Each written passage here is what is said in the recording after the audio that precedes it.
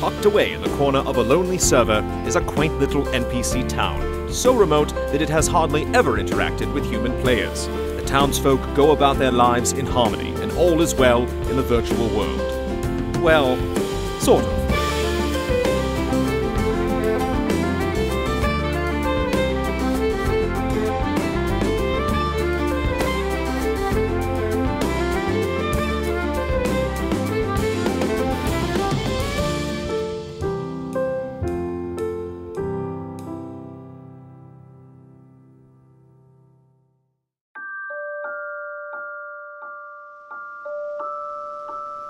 A long time ago, in the early age, things were different from how they are now. Simpler, perhaps, but no less valuable. In this time, there were fewer of our kind and less was known. There were other villages, smaller, and with fewer residents. From one of these, a man ventured out, perhaps to see what the seed had made, or perhaps simply by mistake.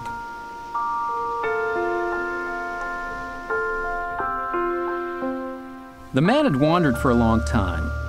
He had with him a bow and only a few arrows. After a time, he came upon 3 sheep, 2 white and 1 black.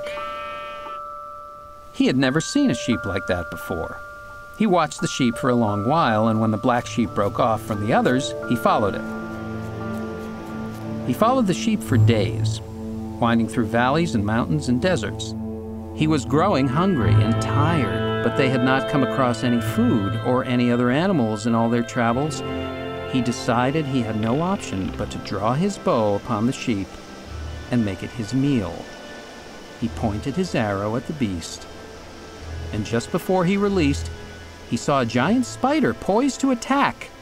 Quickly, he changed his aim to the spider and loosed his arrow.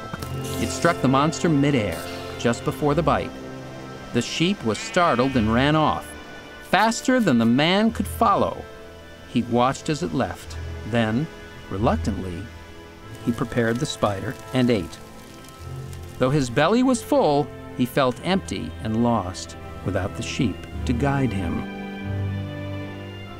He walked slowly in the direction he had seen the sheep flee, but knew he would never see it again. After a time, he came upon a great river. With no way to cross, he turned and followed the river up. The man was afraid.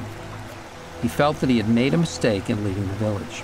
He knew that no one from the village had ever been this far from home, and he doubted if he could find his way back.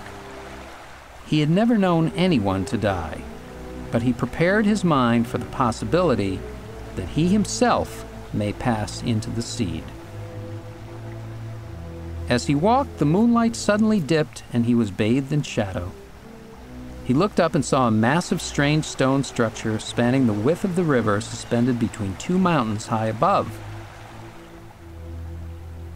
He climbed the mountains up to the structure and crossed the river upon the mighty stone path.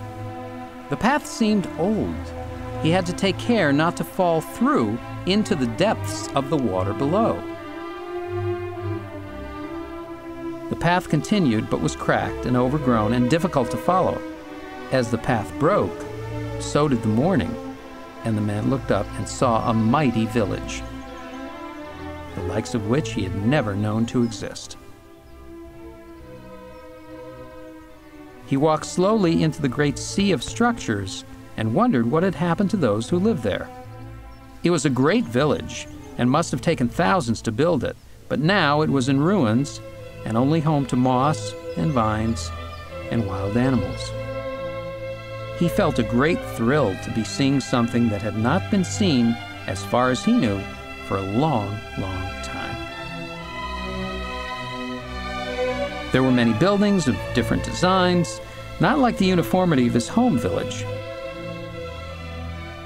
After taking a moment to work up his courage, he stepped inside the largest of the ruins. He walked up a flight of stairs and saw strange images on the walls, like moments in time, captured somehow within a frame. He stopped and looked at these for a time, and he thought they were beautiful. He arrived at the top of the stairs and looked out over the ruins. Suddenly, he had a vision of what had been before. The ruins were alive. The buildings restored to their former glory, suddenly villagers appeared.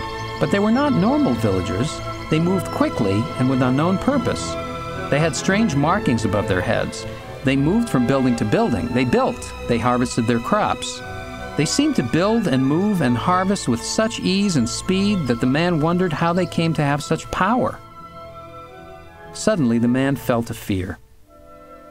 And other marked ones came and began to attack the great village. Their swords clashed with those of the ones who had lived here, and great fires erupted without warning in the buildings. The bursts of flame broke down the structures with terrible speed, and the man learned that their power to build was eclipsed only by their power to destroy.